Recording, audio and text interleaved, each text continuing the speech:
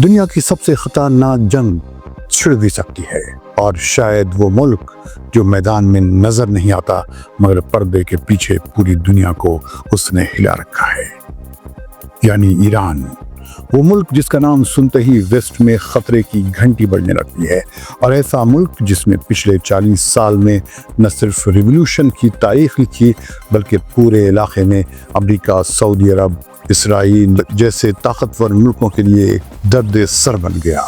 आज का सबसे बड़ा सवाल यही है, क्या ईरान जंग से बचने के लिए अपना न्यूक्लियर और मिसाइल प्रोग्राम और अपने रीजनल अलाइज ग्रुप से दस्तबरदार हो जाएगा? क्या तेहरान झुक जाएगा या फिर एक नई जंग शुरू होगी? मिडिल ईस्ट की ऐसी जंग जो अब तक नहीं देखी गई। ईरान ना इराक है और ना अफगानिस्तान। इस वीडियो में हम जानेंगे कि ईरान और अमेरिका के दरमियान नेगोशिएशंस का ड्रामा कैसे शुरू हुआ, उसके पीछे क्या राज हैं और क्या वाकई कोई पीस एग्रीमेंट मुमकिन है। हम ये भी देखेंगे कि ईरान का न्यूक्लियर प्रोग्राम इसके लिए कितना अहम है और उसे बंद करने के लिए क्या चांसेस हैं। तो आखिर तक हमारे साथ रहिए, और अगर आपने अब तक ये चैनल सब्सक्राइब नहीं किया है तो इसे सब्सक्राइब कर लें और बेल आइकन को क्लिक करना न भूलें ताकि आपको हर नए वीडियो की नोटिफिकेशन मिलती रहे। पिछले कई हफ्तों से अमेरिका ईरान को धमकियां दे रहा है। रीजनल सूरत हाल बहुत टेंस है।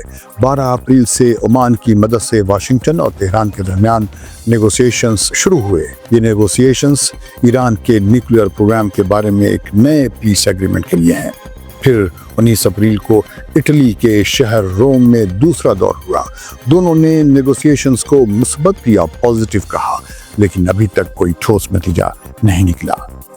अमेरिका ने कहा है कि अगर 60 दिनों में कोई पीस एग्रीमेंट न हुआ तो ईरान की न्यूक्लियर इंस्टॉलेशंस पर फौजी हमला हो सकता है।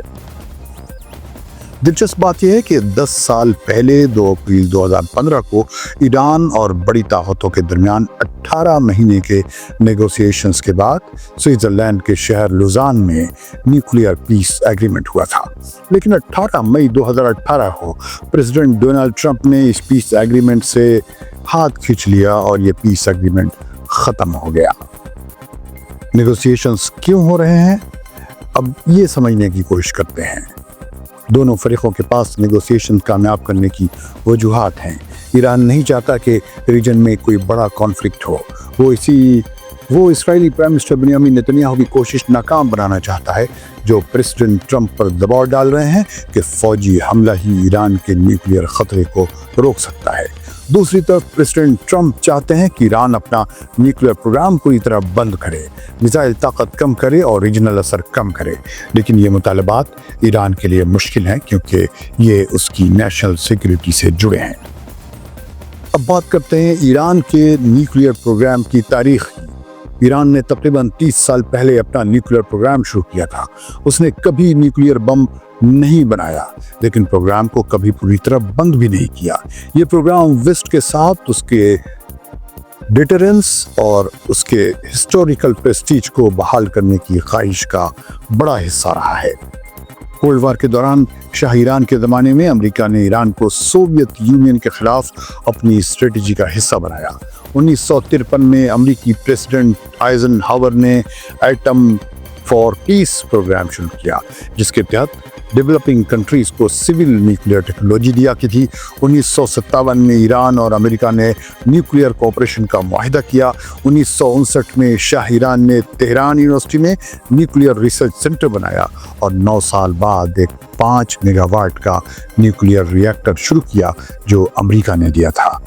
शाह ईरान ने न्यूक्लियर इंस्टॉलेशंस पर $6 अरब खर्च किए और $30 अरब मजीद खर्च करके 20 न्यूक्लियर रिएक्टर बनाने का मंसूबा बनाया। 1964 में बनी ईरान की एटॉमिक एनर्जी ऑर्गेनाइजेशन का सालाना बजट $1.3 अरब था, जो नेशनल तेल कंपनी के बाद सबसे बड़ा था।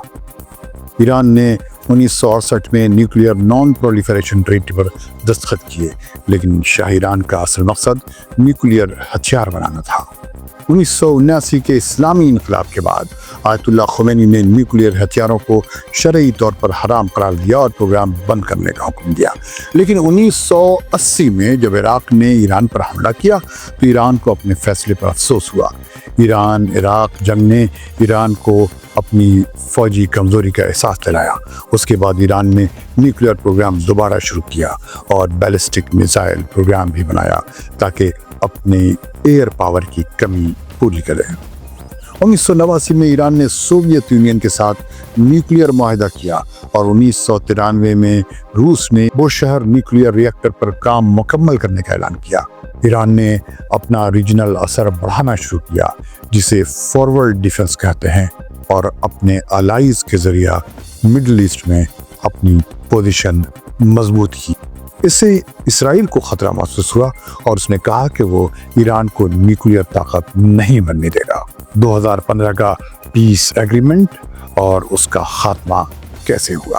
2015 میں ایران نے JCPOA پیس ایگریمنٹ پر دستخط کیے، جس کے تحت اس نے اپنے نیوکلیئر پروگرام کو 15 سال تک لمٹ کرنے کا وعدہ کیا۔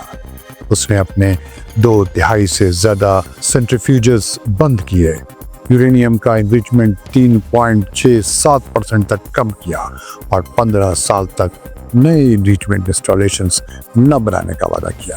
بدلے میں ویسٹ نے ایران پر پابندیاں ہٹا لی۔ یہ پیس ایگریمنٹ کامیاب ہونے کی 2 بڑی وجہیں تھیں۔ پہلی، آئیسس کے خلاف جنگ میں ایران اور امریکہ کے انٹرسٹ کامن تھے۔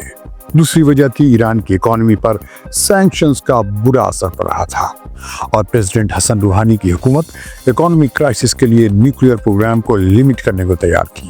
لیکن پریزیڈنٹ ٹرمپ نے اس پیس ایگریمنٹ کو ناقص یا ادھورا کہا۔ ان کا کہنا تھا کہ اس سے ایران کو اکانومک فائدہ تو ملا، لیکن اس نے اپنی نیوکلیئر صلاحیت برقرار رکھی۔ پیس ایگریمنٹ میں ایران کے بیلسٹک میزائل پروگرام اور ریجنل اثر کو شامل نہیں کیا گیا۔ 2018 میں پریزیڈنٹ ٹرمپ نے پیس ایگریمنٹ سے الگ ہو کر ایران پر سخت پابندیاں لگائیں۔ جواب میں ایران نے بھی پیس ایگریمنٹ کی پاسداری چھوڑ دی اور پیس ایگریمنٹ ختم ہو گیا۔ آج کی صورتحال کیا ہے، اب یہ سمجھتے ہیں۔ آج پریزیڈنٹ ٹرمپ دوبارہ صدر ہیں اور وہ ایران کے نیوکلیئر پروگرام، میزائل پاور اور ریجنل الائز کو مکمل ختم کرنے کا موقع دیکھ رہے ہیں۔ پچھلے 2 سال میں ایران کی اسٹریٹجک طاقت کو نقصان پہنچا ہے۔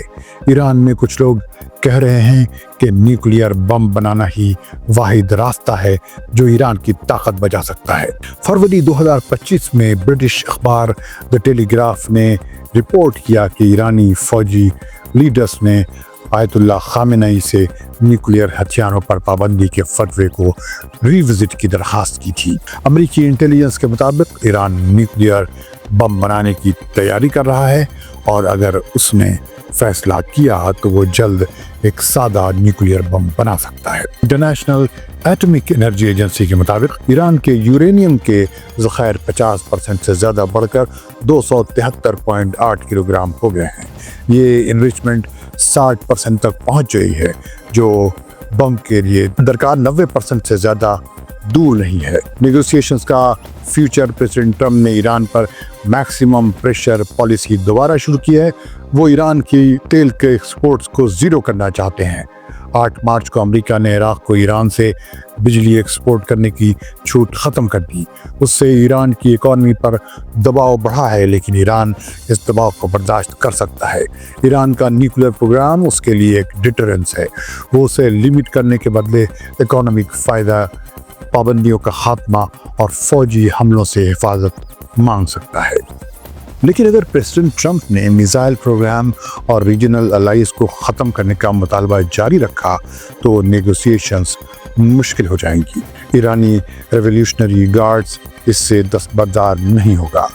اس امریکی ایڈمنسٹریشن میں بھی ڈفرینسز ہیں۔